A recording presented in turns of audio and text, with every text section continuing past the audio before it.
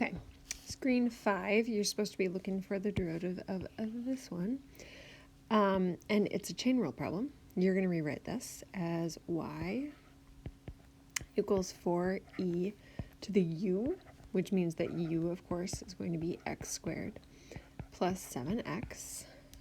Du dx would be 2x plus 7.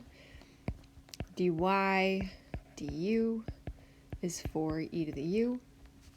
And then we're just going to multiply 4e to the u times 2x plus 7 to get dy dx.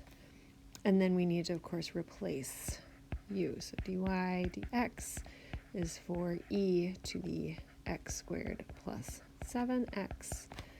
All of it multiplied by 2x plus 7. A bunch of people then distributed the 4 to the 2x and the 7, which is totally fine. So this absolutely totally cool answer. Also totally okay is if you had 8x plus 28 e to the x squared plus 7x.